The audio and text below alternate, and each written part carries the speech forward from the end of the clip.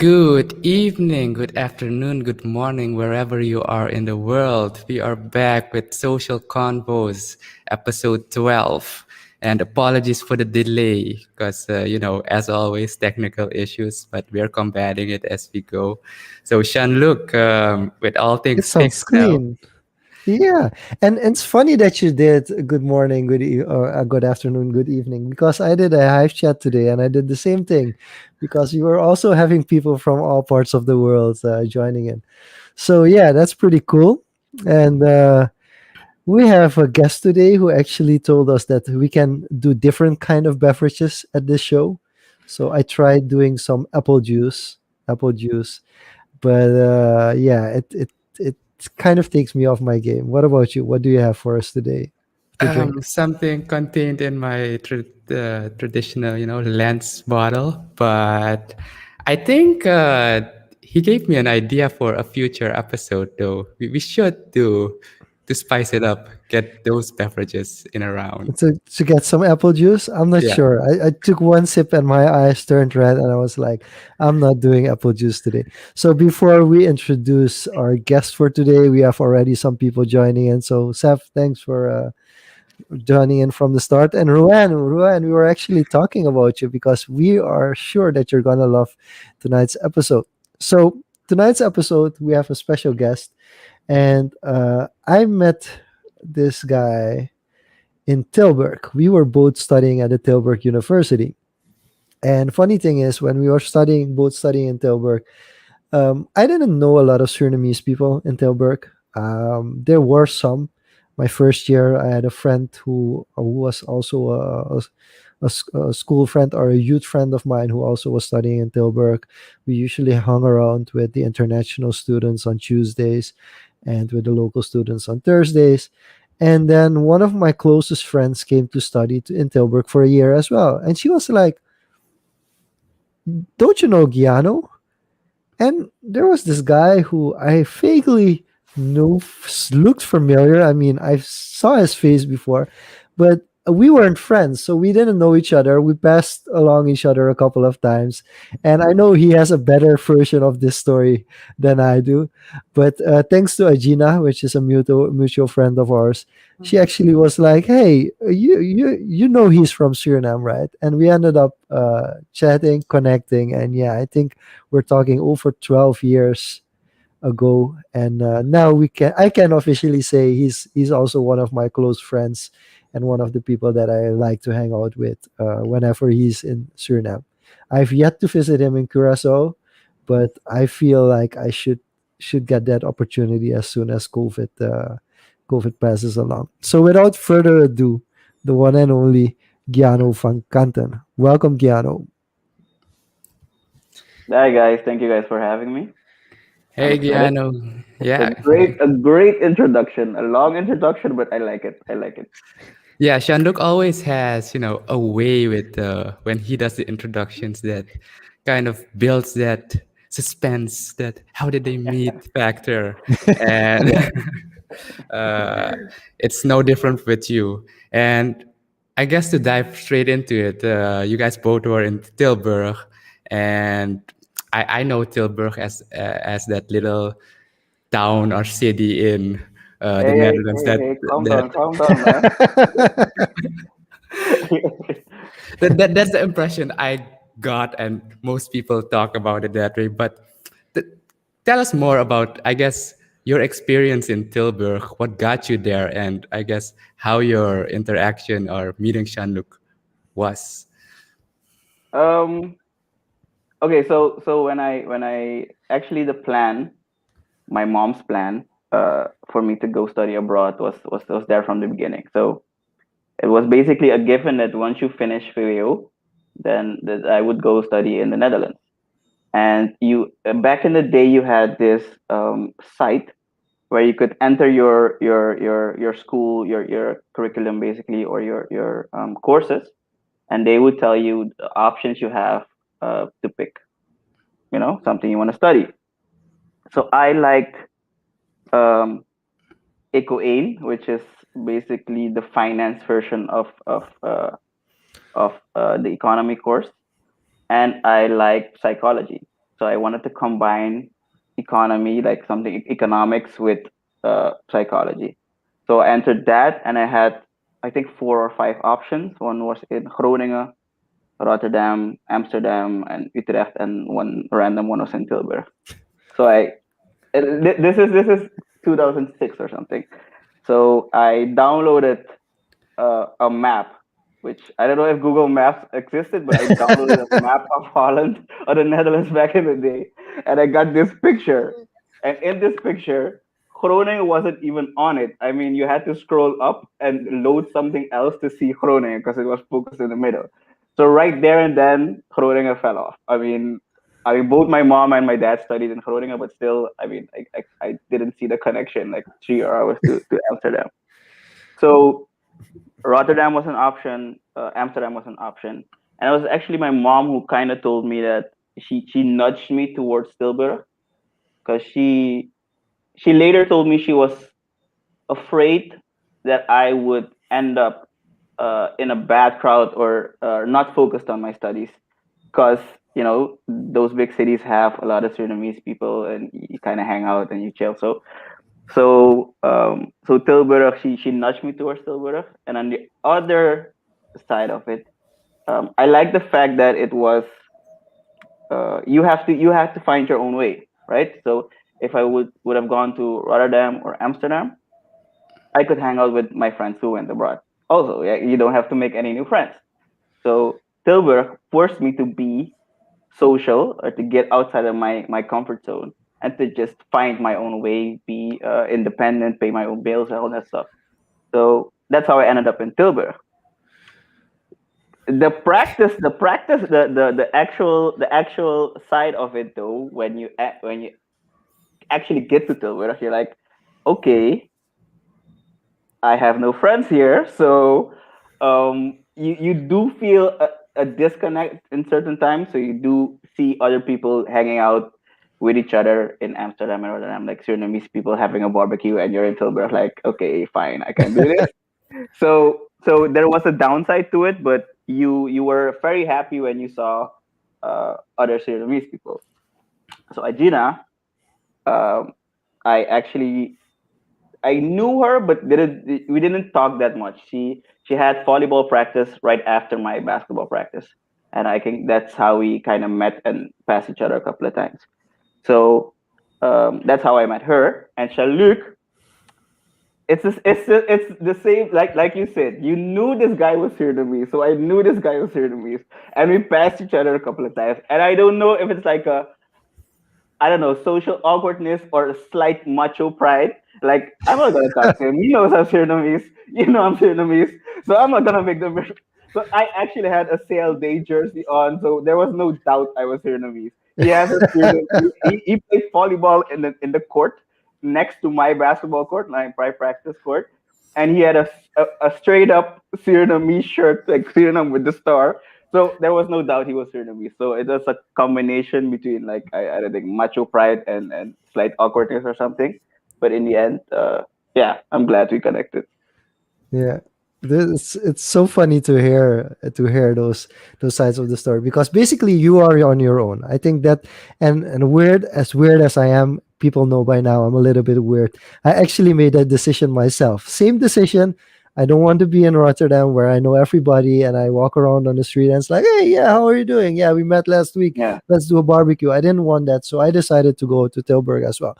I think what most people don't know, and especially those who are watching, at the time when I studied there, I think it was before 2006. I don't know if it was the same when you went, Gyanno.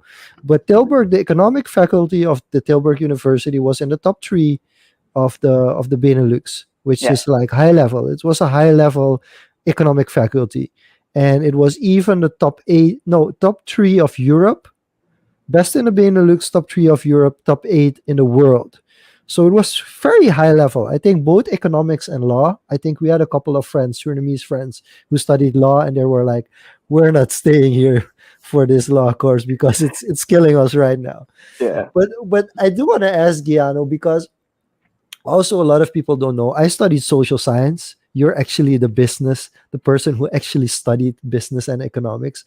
So I always wanted to ask this question: what are the things that when you look back at your university journey, what are the courses or the topics or even the theories that you learn at university Mm. that you can still use to this day when it comes to running your business? And are there certain things like you feel like, okay, but it's nice that it's in the curriculum for the university, but that doesn't really matter? Yeah, so I studied business studies, which turned into international business administration, and then later on went to marketing. The study this course itself, the courses were very broad.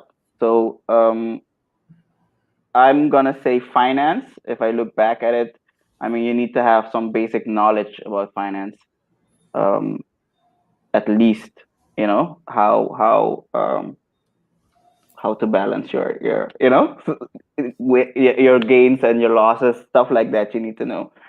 Other than that, I like the behavioral courses. You had business behavior, consumer behavior, which I really liked, and you can still apply to this day. Because in the end, whichever business you have, you kind of deal with human beings, and they all have like a certain pattern.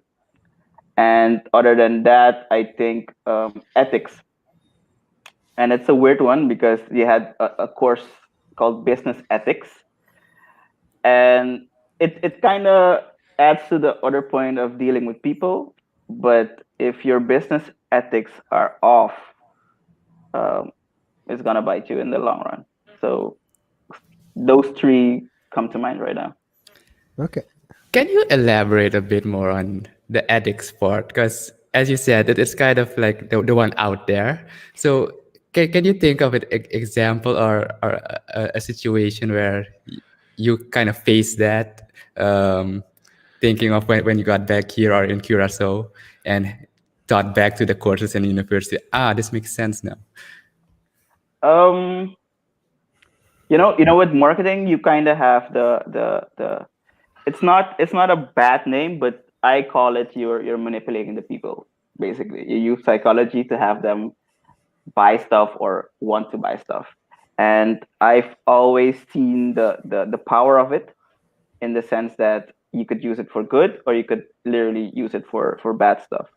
So up till now, I've been lucky not to have been involved with any lies, like blatant lies, or any products I know would damage people. But in terms of ethics, more with dealing with other entrepreneurs. So this is something you deal with daily here.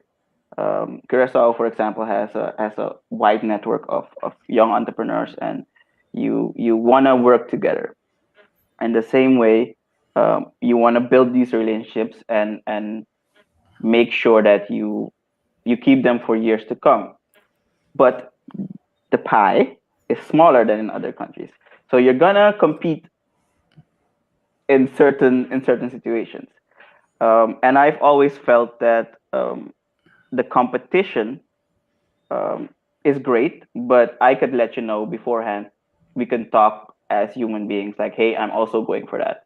Nothing sneaky, nothing behind your back or anything like that. I think I actually had a situation with Chaluk, um, like that a couple of years ago, because we were in the same field. And I mean, I'm going to a segue right now, but because of Ineffable, I made it to social media Suriname, right?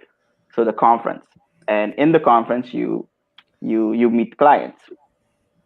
So I actually connected with a certain client, but I let Chaluk know somewhere. I don't know if we're in a hotel room somewhere in San Diego. Yeah. Like, Yeah. hey, those people approached me. I don't know if you're setting something up, but those people approached me, so he knew upfront, um, like, hey, I might be going for that, right? So it's not a situation where, hey, I let Gyanno come, or I got Gyanno to come to my conference, and suddenly he's moving in on my clients.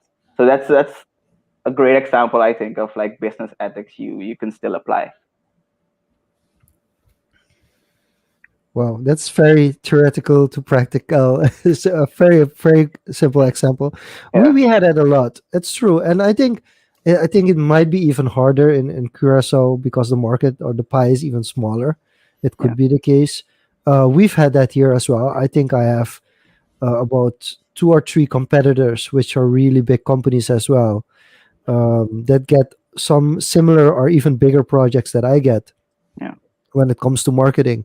And we have a very open communication. Like as soon as it's clear that a client is going for multiple options, we acknowledge it, we tell each other. And also it kind of became a good thing because everybody started more focusing more on their core, which meant like, okay, this is a little bit off my core. I know that guy is a lot, or that company is a lot better, or she does it a lot better. Let's leave that one alone, you know. yeah, And I think that's for more the practical side, but it's good to hear that there's also a theoretical ethical side on that as well. yeah. True. So I guess following up on that, you've done your business degree, international business administration at Tilburg, and yes, Tilburg. I have friends who studied there too, so I've been there. Great little Okay. town. Why are you So, smiling, Diego? Why are you smiling like that? oh, just to clear the air, No, it's for a bit like, just for people to understand how it is, because in Suriname I live at in Leonsberg, and for a lot of people in Suriname, Leonsberg is like the end of the world. You know, it's like you have to drive all the way. I'm like, come on, seriously, you have to drive one road. It's not that long. It's 10 minutes max. But Tilburg is the same thing. And the funny thing about Tilburg is I had a friend who was living in Rotterdam, and for that friend to visit me in Tilburg, it took so much convincing because for him it felt like he had to take 5 trains to get to Tilburg. And at a certain point there was a direct connection between Rotterdam and Tilburg. It was 45 minutes direct from one train station to the other. There was no layovers or stops, or there was a straight connection, and he was still convinced that it was the end of the world. For some reason, for people in the Netherlands, especially Surinamese people in the Netherlands, Tilburg is the end of the world. It's yeah, I've Bakadado enjoyed Island. those train rides. But coming back to the subject, so the ear is clear on that. Yeah. So Go yeah, ahead. you I guess narrowed down into marketing. Yeah. Um, And I guess I understand that part because you're interested in psychology, economics, and then human behavior. And to clarify, you're originally from Suriname, right? Oh, I'm a weird mix. So my dad's side is from Curacao. My mom's side is from Suriname. Technically, I was born in the Netherlands, and then when I was 4, I went back to Suriname. So I grew up in Suriname. Okay, so grew up here, Yeah. and I guess with a background in Curacao as well. Was that a conscious decision that you made, going to Curacao instead of Suriname, or rather than staying in the Netherlands? Um. Yeah, conscious. It was kind of, to be honest, and not to disrespect anyone in Curacao, but it was kind of a plan B. Because okay, so I studied when I finished my marketing my master's in marketing. I I looked for a job for a while, and I think this was the economic crisis in the Netherlands or something. But it was the end of 2012, and I applied for jobs for like 6 months, 8 months, and at some point you have to you no longer get the government the city Mhm. financing. I don't know what the translation is. Um, so that stopped, and yeah, shit got real at some point. Like I'm paying this student apartment still, but I'm paying. I'm living. So I applied for like 8 months or something, and those 8 months were horrible, to be honest, because the promise is you go to university, you get your bachelor's, you get your master's, and technically you should have a good job after that to pay off your student loan or student debt, right? But if you're applying for jobs, and I mean starter jobs, and you might be getting there maybe to the second interview, and then they straight up tell you, honestly, because it's a business, like, hey, someone applied with 4 or 5 years experience, we're gonna go for that one. It kind of breaks you down. So it's like you it at some point it gets to you mentally, it gets to your confidence, because you know you have something, you studied something, you have some experience, you know you technically uh, should be able to get a good job, a proper job. And after those 8 months, I had some trouble with giving up. And this is like, I'm stubborn. If I have a plan A, I feel like my plan A was at least 2 years of work experience in the Netherlands. So I kept on applying, and after a while, I think it was my mom again who told me like, "Hey, why don't you, like, not at first? I think she had to talk to me like 3 or 4 months straight. Like, why don't you try Curacao, for example?" And it took a lot out of me to say, "Okay, let's give this up and let's apply in Curacao." So I had this deadline, and I think the deadline moved 3 times, because every time I had like an application running, and then at the end of August or something, I made a decision. Okay, let's go to Curacao. And I had a few applications running still, but I think it was 2014, no, 2013, December of 2013, a week before my vacation. I booked it like 3 December, and I went on the December 10th to Curacao. And my plan was to just have conversations here with marketing agencies, just get a feel of the market, get a few interviews. I went to Suriname in between, and then came back, and then I think I got an interview on the last day. I met someone on the agency I work for. I met someone the last day, like February 3rd or something, and I went back to the Netherlands. Had the second interview in via Skype, and then just decided. And the decision to go to Curacao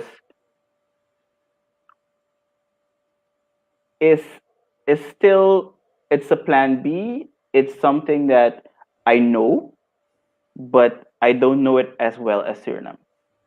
Because the reason I didn't want to go back to Suriname at that point, which is personal, but I had like a mission. There are a couple of reasons.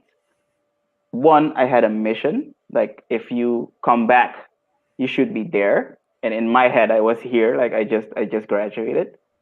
Two, I think it would feel like the easy way out to me. And of course, this is a personal decision, but to me, it would feel like going back to something you know, and going back to somewhere you're safe. You're always safe. I have this example. I would never, ever, ever be hungry in Suriname. Ever. I have my mom there, I have my aunts there. I would never be like, there wouldn't be, yo, you need to do something to get food. No, you're safe. You're in like your safe environment. You know people, probably get a good job, but then you're in your, in your little bubble. And Curacao is kind of the same, but not. It's like a sub version of this. So yeah, that's why I went to Curacao, and not to Suriname. The other point of Suriname is that I felt like back in the day, I had this idea like I could always settle down in Suriname, right? Like at the time I want kids and stuff like that, I could do it in Suriname. But if I go too early, I might end up with like some midlife crisis, like why did I not go to Dubai or something, and went back too early to Suriname. So that's the decision. That's why I went to Curacao. I guess You're shout making out to your to your Yeah, mother that's a for lot. yeah. What? Sorry? shout out to your mother for, I guess, first getting you to Tilburg and Yep. then guiding you through the Yep. process, Yep. Yep. Yep. Yeah. you ending up in Suriname and Curacao, I mean. But before we move on, some quick shout outs from the comment Yeah. sections. All right. Staff, welcome. Rowan's back again, and Devon also tuned in. Yes. And yeah, Rowan's already enjoying this tonight. So, because she's from Barbados, so we got some Caribbean vibes going Vibe. already. And to follow up immediately on that part, Saf has a question here. Gyanno, based on that horrible post-uni experience, what would your advice be to future students graduating, and I guess in marketing in general? Oh wow, that's a great question. I'm gonna be honest. I respect people who finish their masters, and I mean it does teach you discipline. But I think if you find uh, a practical way to apply it earlier, I say do it. Because at this point, the way I think the whole environment changed, you can always have these courses or go back to online studying to if you need to add to your knowledge, right? But you can go earlier. You can go into the job market or start your own company a lot earlier. So that's my advice. But again, on the other side, it's not a loss. I mean, the experience itself of studying abroad, um, the way you grow as a person, the fact that you have to fend for yourself, also the discipline. Like before we started, we joked about like the book SPSS, the statistic, which was a horrible course for me, but it also teaches you, not to give up. So you have to pass these exams. So you have to put your mind to something. So that experience is valuable. So if you have a chance, try to find something in the middle. I quickly want to jump into that, guys.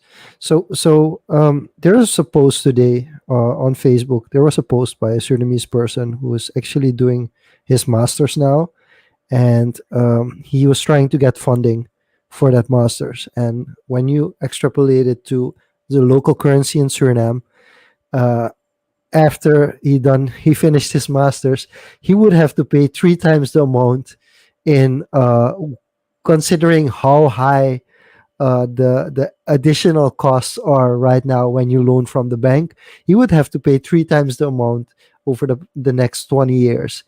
And of course, there are ways to get around that, but essentially the discussion, and I think Gyanno made a good point. If you can start working earlier to get the work experience and have a bachelor, it becomes easier to get a company that wants to pay you to do your masters. It gets easier to, once you've done your masters, to get back in the application in the job market because you've already been there. um, and and also it's really expensive. I mean, talking from our experience, I'm not, you can correct me if I'm wrong, Giano, we're talking about at least 10,000 euros in a year that you're going to spend. Yeah, And basically, if you do a master's abroad outside of Suriname, and you spend 10,000 euros, you have to imagine what kind of salary you have to be making to earn it back. If you're an entrepreneur, what kind of fees you have to ask to get your actual education back, whether it's in 5 years, it's in 10 years, it's in 20 years. So it's a really conscious decision. I think we are lucky now with the Caribbean countries, and a lot of us aren't really aware of it. But there are a lot of grants. There are a lot of grants to study in Cuba, in China, and of course, it's mainly for honor students. But because the amount of students applying is relatively low, there are quite some options for master studies to get at least half of the study funded. So I think not everything is lost, but we do have to be realistic. yeah, And then the final point is your master's. It's not a PhD. It's not really specific, but your master's is a lot of more specialism than a bachelor. yeah, And specialism is something for Western countries. To my experience, it's something that, and even though it is, Giano just told us an experience where he specialized in something and there still wasn't a job waiting. But compared to your bachelor's is really broad, and then the master's is the specialism. So if you don't necessarily specialize in something that you're gonna instantly have a job, it's gonna be a struggle. And there are a lot of Surinamese people, our generation before us, and this is the last part of the rant because I'm going on. The generation before us, if you were from Suriname and you were going to study in the 90s, you either should study economics, medicine, or law. Those were the three studies that were considered respectable studies. If you would become an economist, if you would become a doctor, if you become a lawyer, those were kind of the three things, and everything else was like a tier below it. And I think we're lucky that we came up in a generation where our parents were like, "That's nice, but feel free to expand your horizon." And because we have a lot of you not lawyers, but you how do we call it, jurors, Uh, jurista. yeah, jurists. Our, Yeah, we have a lot Are of you jurists sure? in Are you Suriname. sure? I want to Google this. I No, want to Google this. you I'm can not Google sure. this. If you guys in the comments know, we're trying to figure out what the Dutch word jurist mean is in English. We have a lot of them in Suriname. They're not actual lawyers, but they studied law, and in the end, because they did they had a good education, they get put into positions because of the value of their education. But we also have a lot of people who do something completely different from what they actually studied. Yeah. Yeah, and to your point there, and I saw the post just before we got on, and yeah, I just skimmed through it because usually I don't pay these things too much mind on social media, and that's also conscious. Um, but yeah, to Shanluk's points, there are opportunities for grants, for scholarships that made it possible. And yes, to his point, not many people apply. And that makes you the one that actually does apply to people listening. It's never too late to apply, even at this stage. I actually did it myself like last year. Um, that's how I ended it up in New Zealand, actually, studying Yeah. business. You know the point.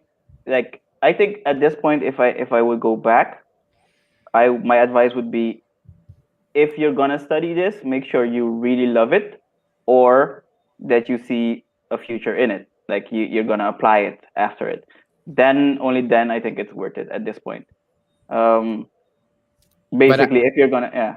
Yeah, Sorry. but I do think, like you said before, there is value in that experience abroad, even if you don't necessarily end up following the path that you studied through.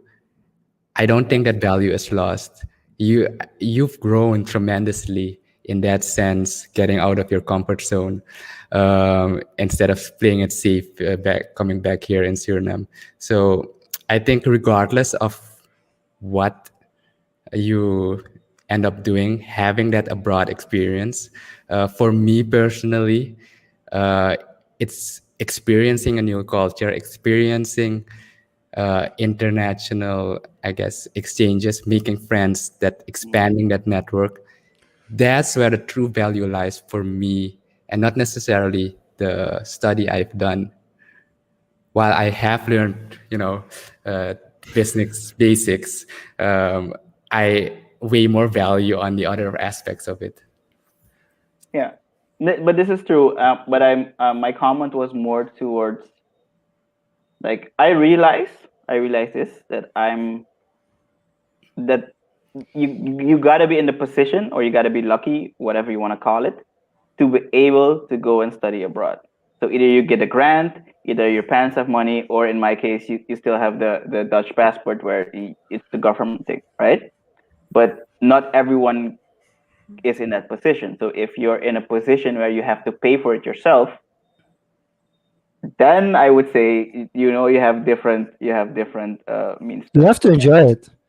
You Yeah, have to true. enjoy it because there are so many online courses right now, and Yeah. especially with COVID and everything being digital. Yeah. And that was also, I think, one of the answers on the question. But I want to jump into this part, talking about different cultures, different experiences. So, Yeah. if you look at your experience as an entrepreneur in Curacao, Yeah. like when you started, you had, of course, when you first moved to Curacao, you had a kind of a picture of what it would be like living and working in Curacao. Maybe not as clear as a picture of what it would mean to run a business. But now, looking back, comparing to what your first impressions were to where you are now, what's kind of sticks? Um, my picture was not that clear, in the sense that I had the old school picture that you need to work for a company. So it changed along the way, and I got pleasantly surprised by the entrepreneurial spirit. Like it's not always as clear as you start your own business, but in Curacao there is surprisingly, I wouldn't call it side hustles, but a lot of people who do something on the side, and that spirit is very much present. And this was a surprise to me because in the first year I focused on working for a company, and it was like all ham something with all business, like no networking parties. It was strictly go to the office, get back, right? But later on, I got into this whole network, and then you meet people, and then that stuck. The surprising amount of people who were going for their dreams or going for making something out of their passion. um, and I think I got there. I might have. I'm not sure if I was late, but I think around my time. I mean, that's all I experienced. So I think around my time, it really grew, and you had networking events every month, like 2 or 3 every month. So that really stuck.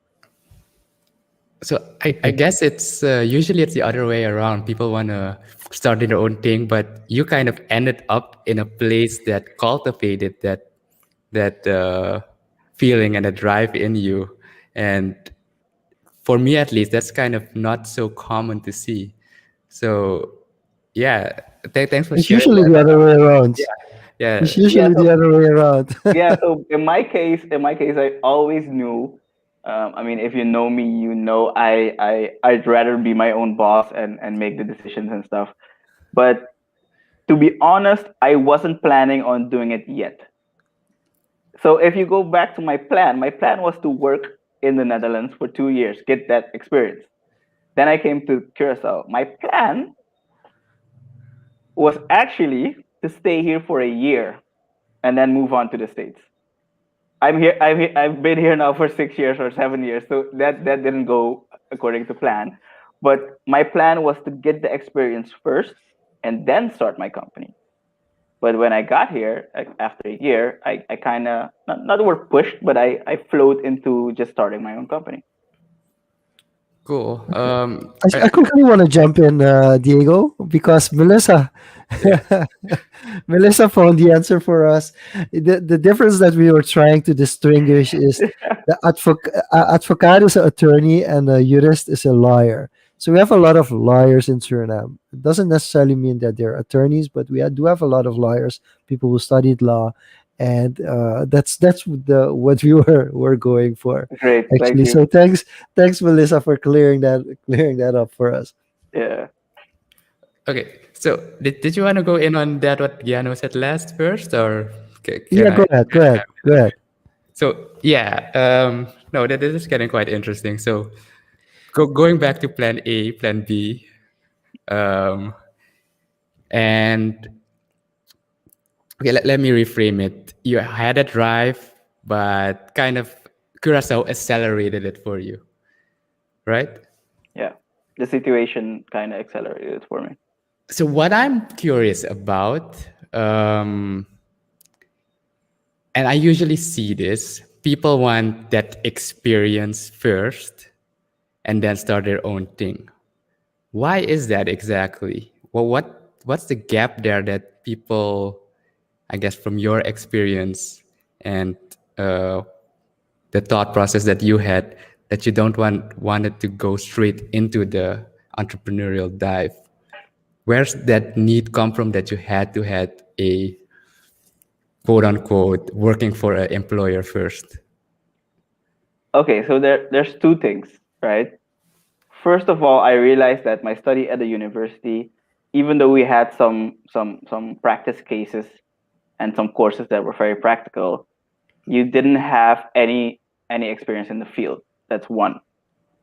Second of all, I think at this point, if you grow up in my time, you realize I look at the amount of studies I could do, right? I had 284 or something. there's a certain pressure on you, because of the amount of options you have, that if you choose something, you should be great at it. You should actually be good at it if you chose to have a master's in marketing. So I think that need to be great, um, wants you to wait with starting and not make mistakes right away. So if you start without the experience, you feel like you're gonna make mistakes.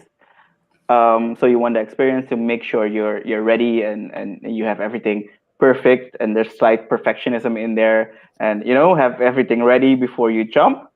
Um, and the third part, I think I don't know if it's always the case in all markets, but I realized that Curacao is a small market.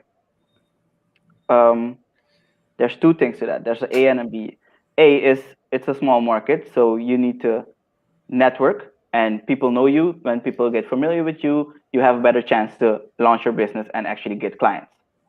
B is if you screw up on Curacao right away, like the first three clients, you're gonna struggle, because I mean, it's a small market. Everyone knows, so someone would have heard from about it.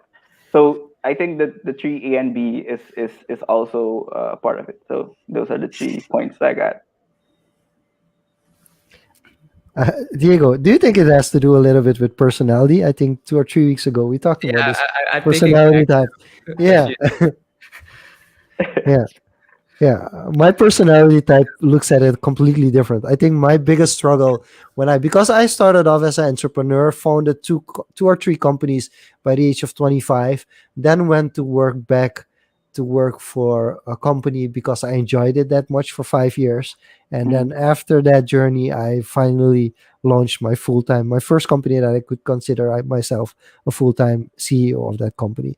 And the thing that I was struggling with in my early 20s when I was kind of running my own business, I was so lonely. I was going to the office and I was sitting by myself, and I was mentally not prepared for that. I mean, I couldn't. Oh, I'm Did it Diego, cut also out? wondering, Giano, if that's also something that could you repeat? is that something that. So what happened to me the first time when I started my first businesses is that I would go to the office and then I would feel lonely. I would sit there all by myself, and I couldn't. I wasn't ready to deal with that mentally. So I was wondering if you had a similar experience and how you dealt with that. Yes, you can be very much in a bubble. I mean, you had an office. I could stay at home. I could work from home, and you could not leave the house for like a week, right? And at that point, you do realize you're missing something. I think we talked about this before. You have to get out there, because you need to bounce ideas. You need to get some outside influences, talk to other entrepreneurs. So I had that in the beginning, and that's where I go back to the whole environment here, is that they had a lot of networking events. So at some point you do meet people, and then you do create like your little your team, quote unquote, or people you can bounce your ideas off to fight that. Yeah, I wouldn't call it loneliness, but not to be on an island, pun intended.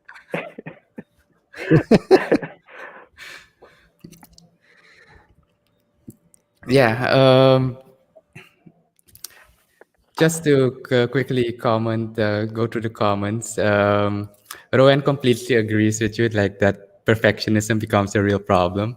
Yeah. And I can speak of this myself. And Safira asks, or is the system, I guess, broken inherently on how the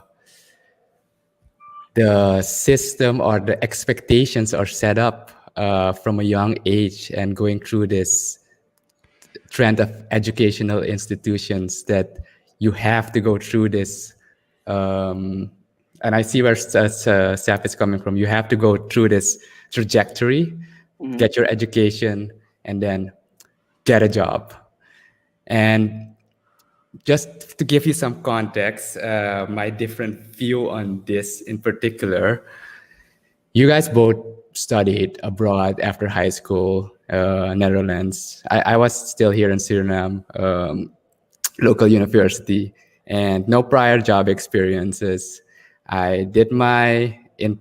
I was rounding off my bachelor's electrical engineering. Had to do my internship, and applied for one of a spot at one of the big companies who shall not be named. Uh, but yeah, I had good recommendations, good relationship with the lecturer. But then you had this bureaucratic process that you had to go through, and they kind of rejected it. And that flipped the switch for me. Like, all right, I'm not going to even attempt to work for any company.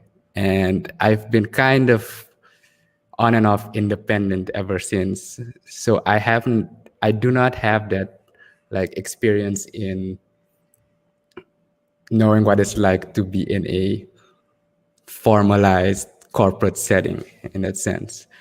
So I guess that's a plus or a minus, depends on how you want to look at it.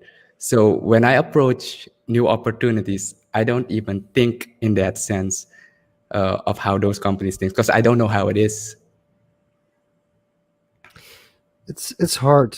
This is a hard question that Safira is asking, because yes, the system is broken, but the solution isn't really there yet. The reason I wouldn't function I don't function very well in corporate environments, and the reason I don't function very well in corporate environments, I'm not afraid to say it because I know it's a weakness of mine.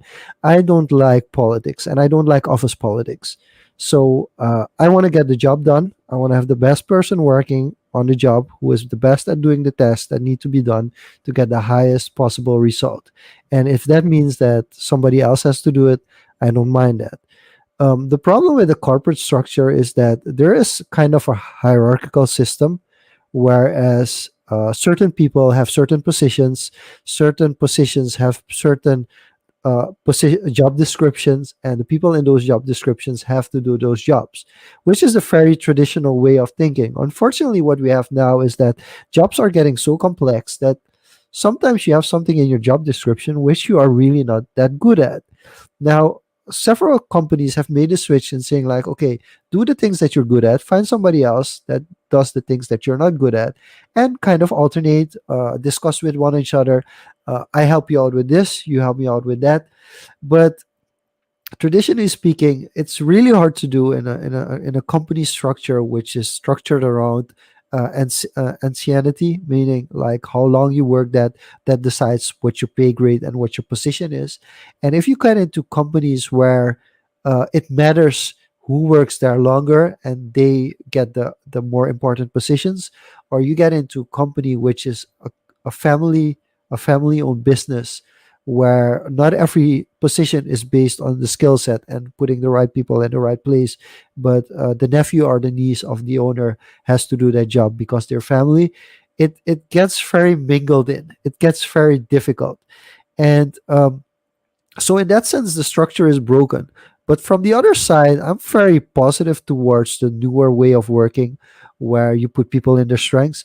But there are also some downsides to it, which is that in some cases you get into a situation where people are so used to doing what they love to do, and there are certain important aspects of the business where you're lacking and you don't have anybody qualified to do that job, and then that part of the company just slides away from you. So I don't think we have the answer to whether or not the system is broken at the moment. I think for us, Giano explained from his side how kind of the environment in Curacao kind of pushed his entrepreneurial ship a little bit further than it would in a normal situation. Diego just straight up said it was personal for me. I was like, yeah, I'm not gonna do that again. And for me, it's just I realized at a certain point I was never gonna be a CEO of a company with over 100 people unless I created that company, because I want to be able to create the infrastructure for how people interact within the company. So it really depends on what kind of person you are, because you also have people who are really good at working in a structure. They want a structured environment.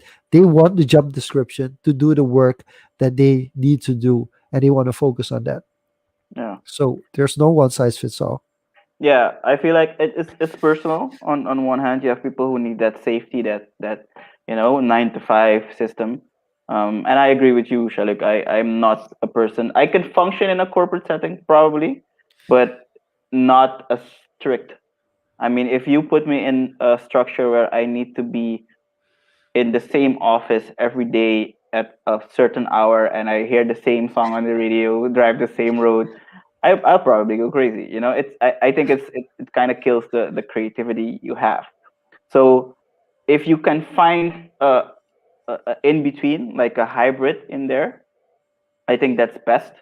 Because the other side of the coin, the entrepreneurship side of the coin, it's not, it's not paradise. I mean, you have to fight for your projects.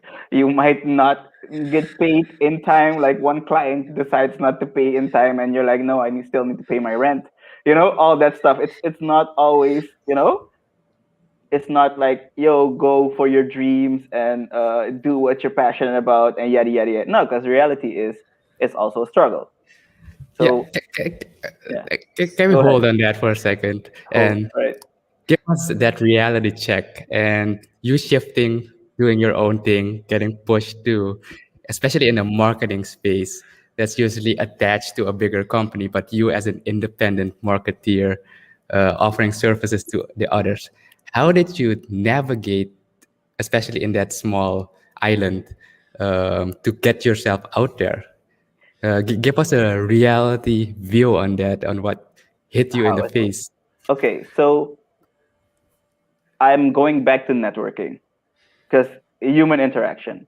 The way I got my clients in the beginning was actually, let's say my first client was a physiotherapist, like a physical therapist, is because I had an injury. I was there and I started talking about what do you do, what do I do, and all that stuff. And I didn't sell anything. I just told him, hey, you could probably, you have, I looked at his Facebook page. You have like 400 likes. You could probably do something with this to attract more clients. Weeks went by. I just went there for and at some point he started asking me questions. And at that point I told him, I gave him a card. We had like an official lunch and all that stuff. So that's how it grew. But in the beginning it was just people, word of mouth. It's just, hey, I'm doing this. I got my old school. I know some people don't use it anymore, but I got business cards. I was ready. I had them. I was armed with them. I had them in like this little, I don't know what you call it, this card holder. And anywhere I went, I'm like, hey, I actually handed out. Okay, this is the point. I handed out a business card or two in a club. I'm like, it's just a party, people dancing, and just like, what's your name?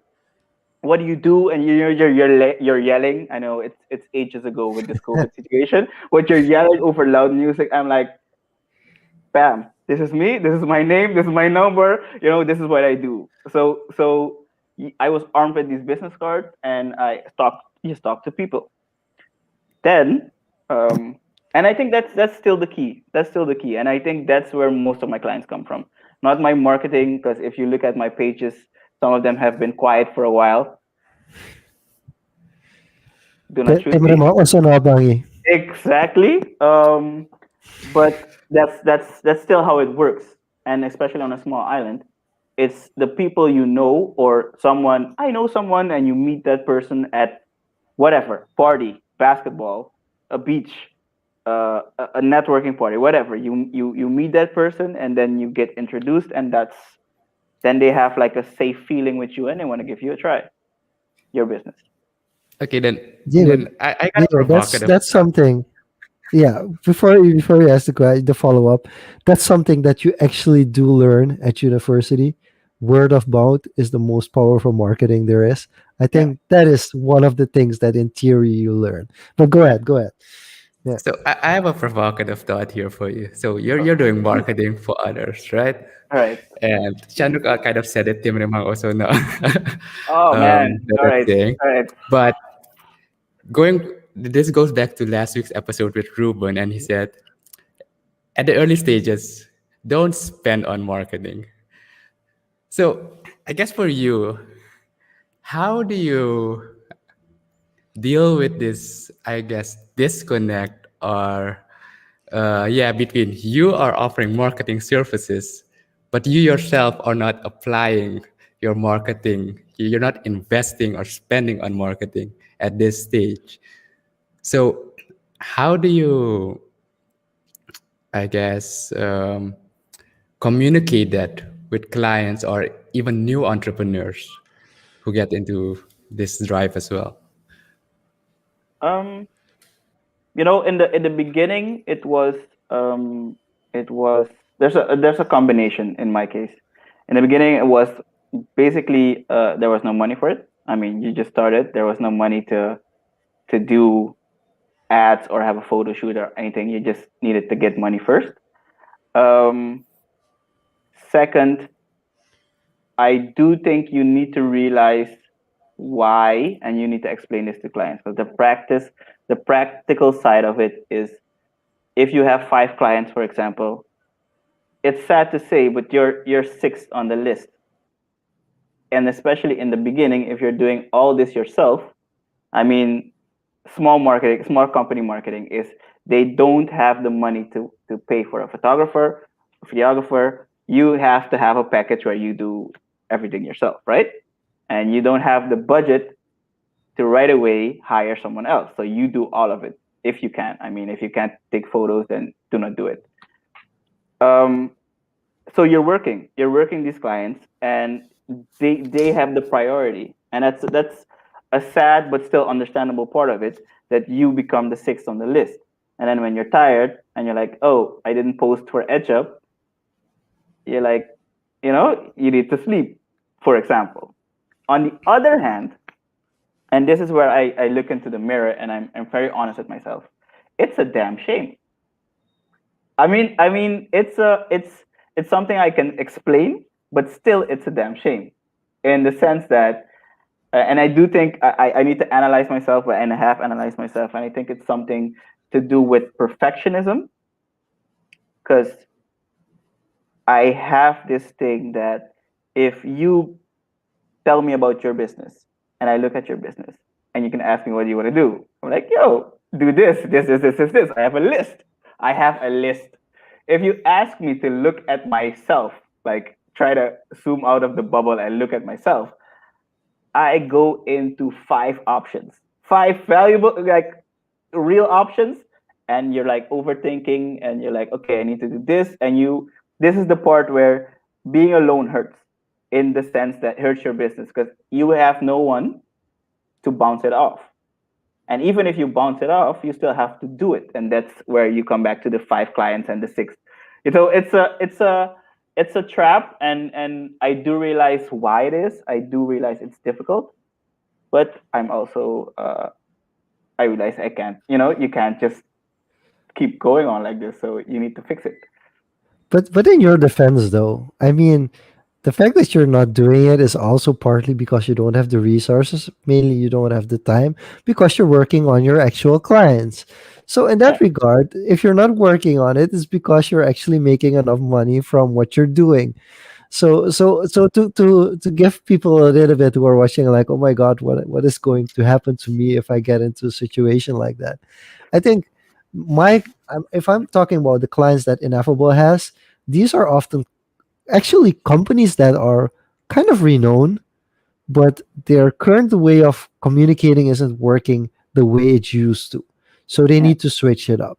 But if somebody like a starting entrepreneur approaches me about marketing, the first thing I tell them is, have you sold a product 100 times? If you've sold your product 100 times, then we can talk.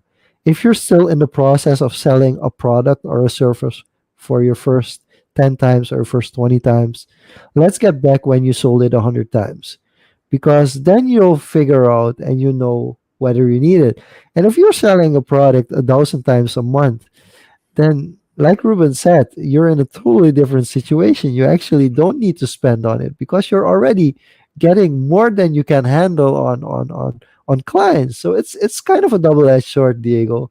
It's a very tricky question you're putting in us to into. So I'm gonna counter you with another pretty hard question.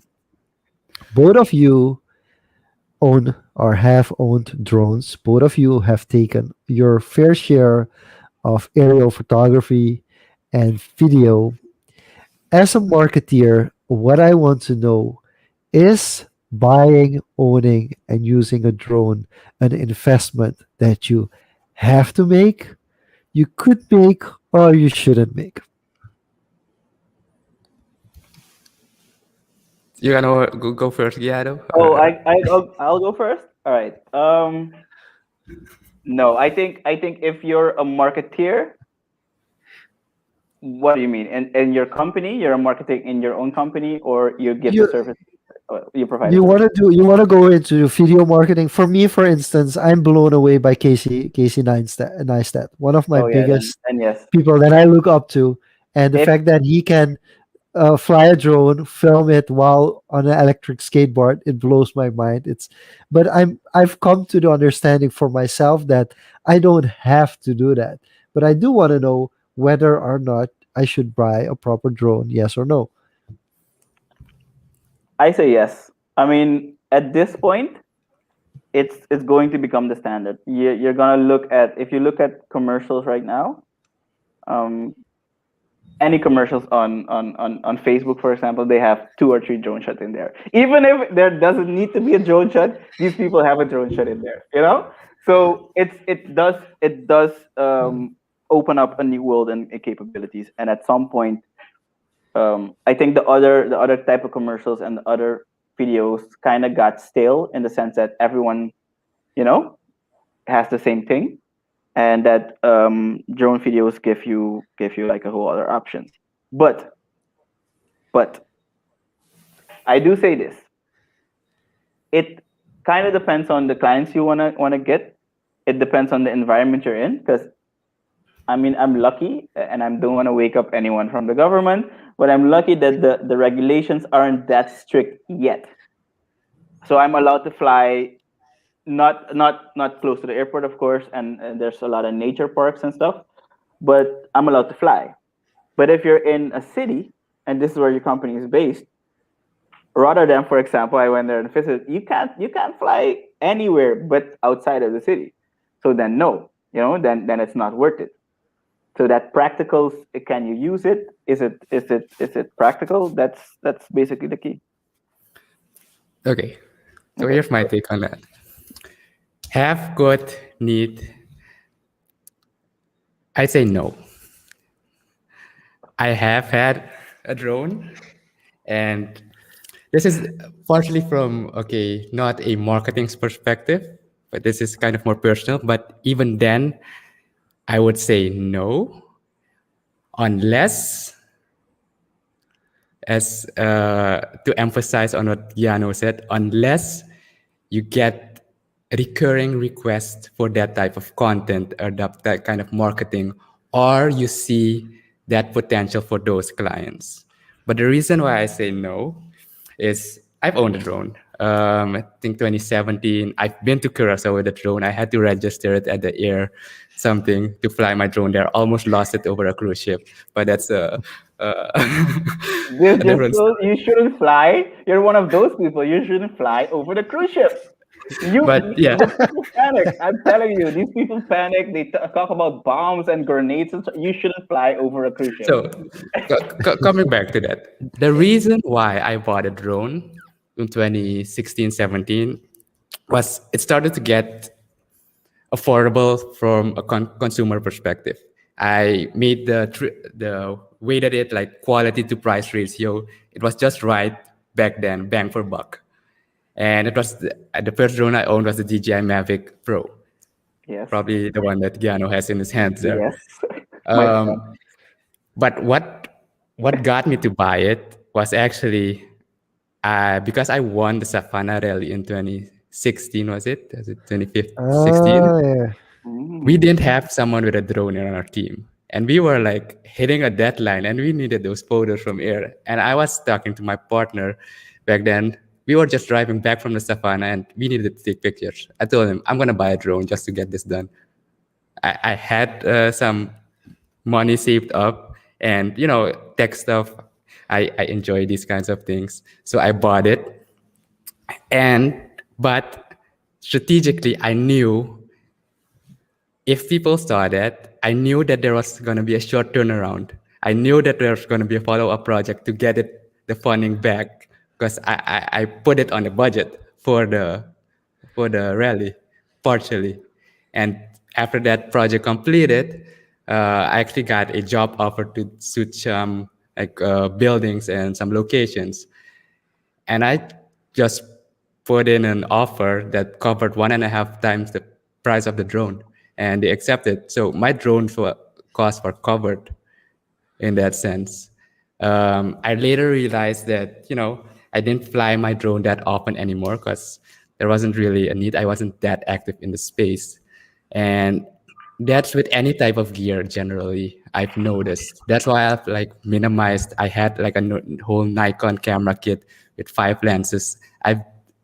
I've dumped it down to one body and one lens, basically, to what I use. Like the 20, what can I get 80% of the shots or the products I need with that minimum equipment. If I need a drone um, shot, I have the experience because I played with it before. So I know what I'm dealing with. But I know enough people now in the space that have drones who you could just hire or make an arrangement with, or you just pay them to get that shot specifically that you need. And in that sense, you're not loading yourself with all these things you need. So that's why I say you don't need it unless you're specifically wanting to specialize in that section. Yeah, okay, but in that case, you could probably say that you don't need a camera because you could use your phone. So True. it's all, yeah, it's all depending on, I mean, how much are you gonna use it. In my case though, it on a business side it did help me because the same way it opened up some um some jobs for you. It did open they weren't social media jobs or marketing consulting jobs. They were like, hey, wow, drone shot, can you make one for us? Or they just saw some commercial and then you're like, okay, we're gonna shoot a commercial which is in the package, and you're like, I don't need to hire anyone because I can take all these shots myself. And of course, I mean, you know this on a personal level, I love to take pictures, so it's a Yeah, win if you win win enjoy for me. it, if you enjoy it thoroughly, you definitely get it. But don't let it sit on a shelf for taking dust. Then if Right. that's gonna happen, then I say don't do it.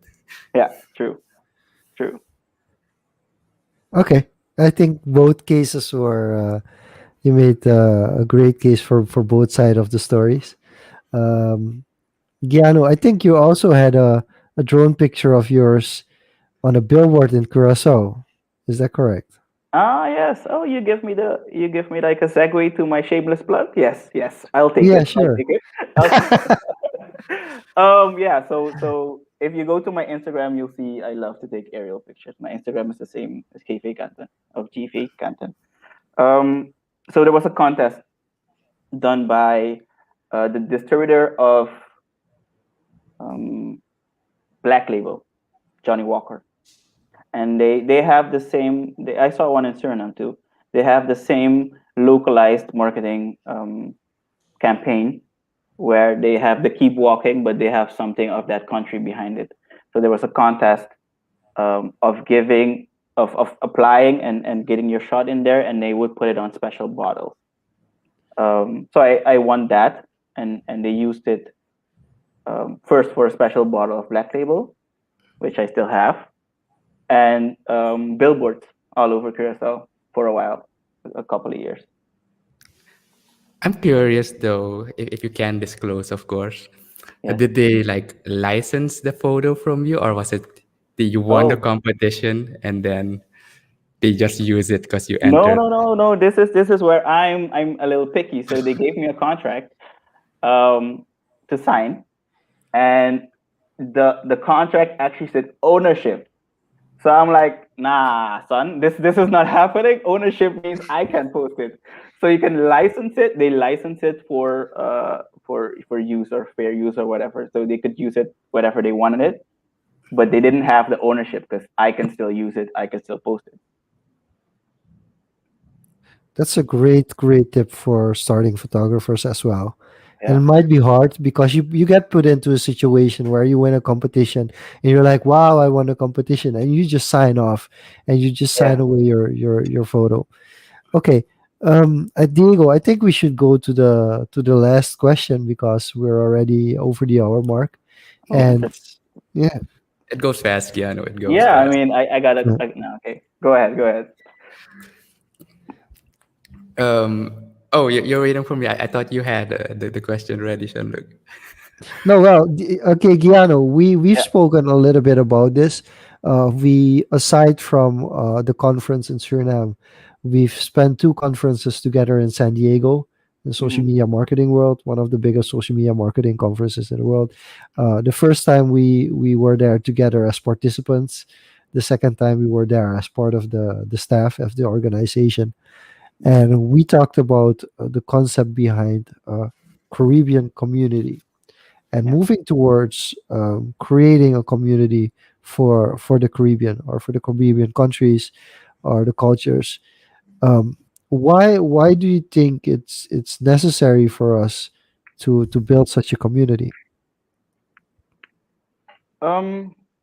Well, to be honest, it's there's power in communities first. There's power in community. You can work with each other, and you can probably learn from each other, open up a lot of business opportunities for yourself. And I do feel like if you look at it globally, the Caribbean community has so much to offer. That's one, but we have like a certain, I want to say, experience, like a different.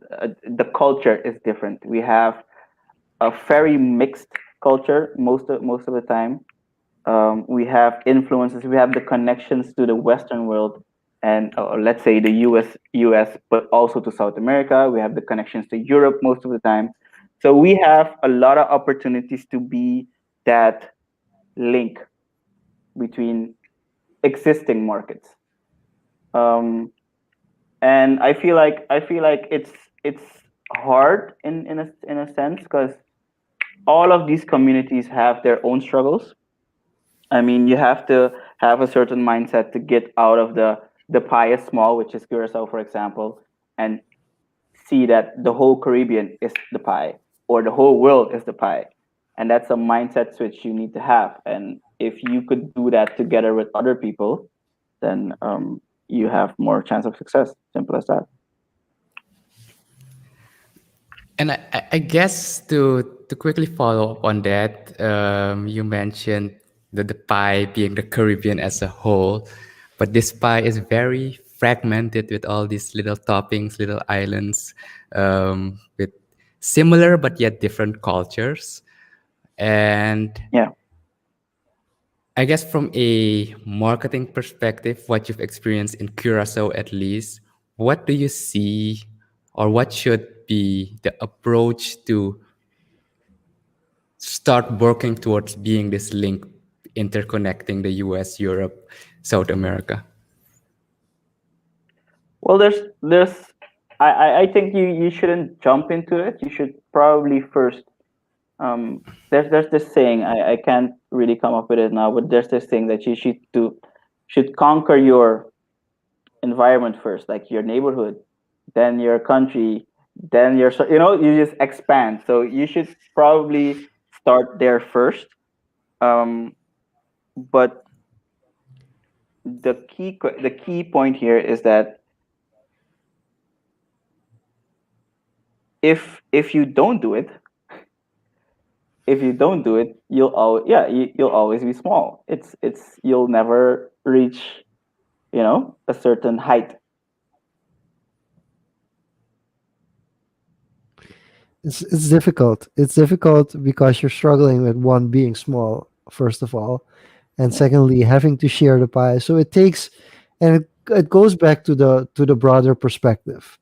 Um, let's move it on to sports, which is the last Oh, part that we were going to discuss. oh, wow. Um, because it makes it difficult. It to give you an idea is like We briefly talked about it yesterday in a post that you placed, where Curacao is actually ahead of a lot of other small Caribbean countries in the process of looking out for people from a certain descent, that they are allowed to come and play for the national team. Mm, And Curacao was one of the first to do that. Actually, has one of the most renowned Dutch coaches in football, in the world of football at the moment, in yeah. Guus Hiddink. And they won Cuba, which, considering winning against Cuba, is quite an accomplishment for such a small country. And Suriname is learning from that as well. Dean Khori has been put in to the situation where for 3 years now he is slowly putting together a team um, full of Surinamese, professional Surinamese players. And um, for us, it's much more of a competition. It's like, oh no, Curacao is doing that. Now Suriname is doing that. Oh, Jamaica is going to do that as well. Um, and much more of a competition than finding a way like, okay, but how can we convince that we would brainstorm together, like a Curacao, Jamaica, and a Suriname brainstorm together, like, how are we going to convince somebody who is 19 years old, is playing in the first team of the Premier League, to play for their home nation instead of playing for the big leagues? Because we've seen it in France. Right now, we're seeing the movement towards all these countries, that people from the descent from that country are deciding to opt in. But in France, it's the other way around. In France, we have all these players who are from different or former colonies of France, and they've all opted in to play for France, and they won the World Cup. So, so how would you translate? I know it's a difficult way of translating it, but do you think that we should consider finding ways to kind of interact more and not see it as a competitive situation where we're all fighting to be the biggest Caribbean country or the most successful Caribbean country, versus deciding like, how can we group together and make it work for all of us? How can we all grow? Okay, so that's a long question, but I think it's an important question. But going first of all, going back to what Diego said, the question about Diego, the key would be to network, right? The key to connect all the little sprinkles is to network, to go actually visit, talk to other people, see what's similar, see what's different, and realize that you're kind of in the same situation a lot of times. And that goes back to sports. You Every country at this point knows that there's a lot of talent outside of their country, and it goes back. Don't make me go on this rant, stop me if I'm going too far, but this goes back to, I would say, nationalism in a way. The trust that you value what you have over what other people have. And this is a long history. You got to realize these are colonies, and the actual the value you give yourself is a lot lower compared to countries that have been established and have a different history, right? So you kind of need to create this. They're young countries. You need to create this, and you need to value what you have. That's one. But the dark side of this situation and the history is that you need to get over this whole crabs in a barrel mentality, right? You touched on it in a second there, that you don't have to see it as a competition, which it actually is. Because if you help all the other countries, I mean, if Suriname helps Aruba, it's a different situation, right? If they all have the same thing in place, then um it's gonna hurt you in the short term, right? And you need to get over that point. You need to see it as, if one of us makes it, we all make it, kind of like, it's that you need to get to that mentality, and it might be your turn the next time. If you see the Caribbean as one, as soon as Curacao makes it, there's a trickle down effect economically, like pure tourism, to Aruba. right? There's like, oh, wait a minute, I could go to Curacao, but I could also hop to Bonaire, I could hop to Aruba. So there's a trickle down effect. And especially with tourism, there's the put the Caribbean on the map kind of feeling that would help you in the economy. Um, the other part, I feel like sports um, would help you with nation building. And this is also a long rant, but I feel like if you get to the point where you value what you have and you instill that in your youth and your children right now, you might not see it now, but in 10 years, that person will have a totally different view of what is a great place to play. It might not be the Premier League. It might be somewhere else. It might be like the African player said, go back to Africa and start their league there, right? There's this value you put on there, but you have to instill it. You have to have it. And this is where I feel like these these events, these the fact that Curacao made the move, the fact that Suriname made the move, opens the door because with success, there's more acceptance. I don't know if you read the comment, but I left the comment under your comment that if they don't have success, you'd probably hear a 50% of it say, yeah, you see, we didn't need the diaspora, we didn't need the people from outside, you know. But it's the success that kind of opens up. It's simple. We're human, so we want to see success, and it makes it a lot easier. But after you do it, make sure that you instill those values. Make sure that you say, like, I love the way Suriname and Curacao both have marketed the way they're going to the World Cup, right? At least the qualifying. I Yeah. mean, it's sports connects in that way, and sports could be the bridge, in my opinion, to that nation building part.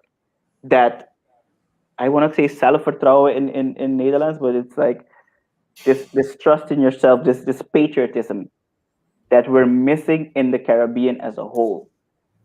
And this is back to the history why we're missing it, and we're still young. And I mean, let's not go into that, but it's very much, if you want to dig into that, it's worth it. But the fact is we're missing it, so you need to build it.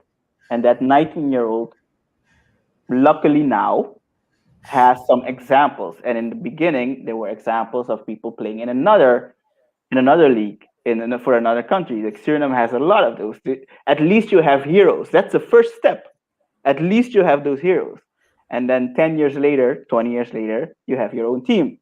Second step. So that for that 19-year-old, it might be a bit too early to say, oh, value this more, because you don't have to, you can't ignore the fact that it's a personal decision and he has to look out for his His career. best interest. Yeah. I mean, if you're 19 and you get to the Premier League and England tells you, okay, you can play for us, and you have a better chance to get into that team, and you have a better chance to make money or make millions or whatever, then I'm not gonna hate you, right? But you have to create first the environment that you could come back to Curacao or come back to Suriname, and you have a chance.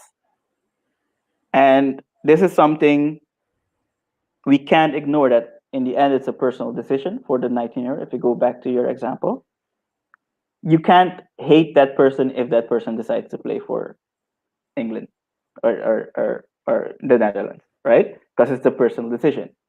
You have it easy on the side to say, yo, no, you gotta love your country, come back. But sports is a kill or be killed situation, and you don't know when it's ends. If you have one knee injury, one practice, it's over. So I mean, on the other hand, make your millions. While I'm saying this, while going back to my other points, create the environment where it's valued, right? Create an environment, one, where it's valued that you play for the national team, so you feel it, and like create the environment where you can actually be successful in there, which both countries have now, right? They value it more. I see that every day. I see the whole marketing campaigns. I see people posting it. I love it. I mean, you feel that it's more valued compared to like 10 years ago. Definitely. And yeah, and that's an environment you need to create. And if we get children at some point, we can instill that same value. And on the other hand, you have to be, yeah, the fact that they invested in it and they got some good coaches, you know, the success part is actually key, because if you fail, then you set yourself back like 5 years, you know. So it is a combination of those things. Cool. And yeah, you really went off on that one. I'm And sorry, my bad, my no, bad. no, No, no. it's good. It's Thank good. you. We It was enjoyed it. real great. And I think you've connected it fantastically to that part of connecting the islands together and then creating that network to become that bigger link between Yeah, the because I realized continents. I didn't answer your question fully. So That's why I went back to it. Yeah, magnificently done there. thank you. But I think that brings us to the end of this social convos. So Mhm. as we close off, where can people find you? What can people expect from you in the next period? So this is your moment to do your plug, whatever. Oh, my plug. Go. Okay, so if you wanna connect with me, LinkedIn is this. If this is very business like, connect with me on LinkedIn. If you want to see more of my photography and my social life, then you can follow me on Instagram. It's all Gv Kanten or GV Kanten. Um, and for EdShop, I want to say go and like the pages, because actually right now we're in a rebranding phase, because I the whole Timerma Osana Bangi thing is just not gonna fly for much longer. So if you follow it, you would be kind of like, back to the ground breaking of a new, I wouldn't say era, but that sounds a little too fancy. A new Yeah. era. So LinkedIn, Instagram, yeah, those two. Awesome. So you guys heard it. Check him out and look forward to that new branding of Etchup, because now he does have the funding to spend on it. All right. Yeah. With that, we are closing off Social Convos for tonight. Thanks again, everyone, for tuning in. Thank you, Gyanno, for tuning in from Curacao and sharing your thoughts, your knowledge, your experiences. This My episode pleasure. it will be released on Saturday on the podcasting platforms. Thank you guys for tuning in live and asking the questions. And without further ado, Jean-Luc, roll us out. All right. Thank you for watching. This was Social Confos. See you back next Tuesday at 9 p.m. Bye bye.